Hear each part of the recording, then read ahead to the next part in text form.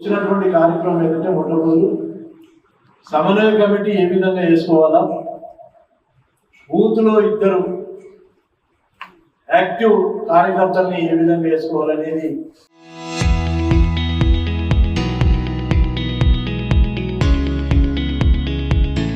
మరి ఈరోజు సాయంత్రం వరకు మన దృష్టి ఉన్నారు కాబట్టి మొట్టమొదటి మీ అందరికీ ఒకసారి చెప్పి ఆ లిస్టు కూడా మీ ద్వారా తీసుకుందామనే ఉద్దేశంతో ఇక్కడ రావడం జరిగిందనే విషయాన్ని నేను ఈ సందర్భంగా తెలియజేస్తాను. ప్రజల యొక్క కష్ట సుఖాలు తెలుసుకోకుండా, రైతుల యొక్క కష్ట సుఖాలు తెలుసుకోకుండా హాయిగా ఇంటర్వ్యూ ఇచ్చుకుంటూ కాలం గడిపేసి ఢిల్లీకి దాదాపుగా 100 సార్లు పోయిండొచ్చు.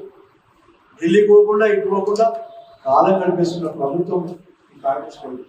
కాబట్టి నేను కోరుతూ బలహీన వర్గాల పక్షాన మీరందరూ గట్టిగా నిలబడి పోరాటం చేస్తేనే రేపు రాబో రోజులు కొన్న నెలల్లో వాళ్ళు ఎప్పుడు ఎన్నికలు జరిపినా ఎంపీటీసీ కానీ జడ్పీటీసీ కానీ ఏ ఎన్నిక జరిపినా తప్పకుండా మనకు కార్యకర్తల గుర్తింపు వస్తుంది.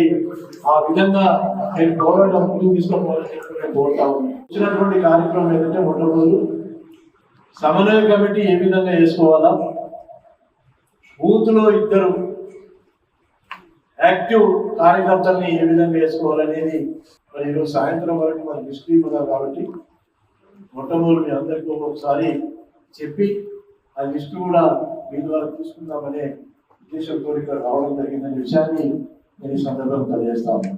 ప్రజల యొక్క కష్ట సుఖాలు తెలుసుకోకుండా, రైతుల యొక్క కష్ట సుఖాలు తెలుసుకోకుండా హాయిగా ఇంటర్వ్యూ ఇచ్చుకుంటూ కాలం గడిపేసి ఢిల్లీకి దాదాపుగా 100 సార్లు పోయిండొచ్చు. ఢిల్లీకి పోకుండా ఇటు పోకుండా కాలం గడిపేస్తున్న ప్రభుత్వం కాంగ్రెస్ ప్రభుత్వం.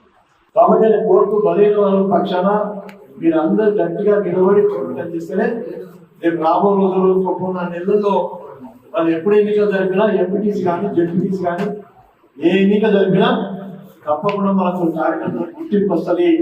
ఆ విధంగా నేను పోరాటం ముందుకు తీసుకోవాలని కోరుతా ఉన్నాను.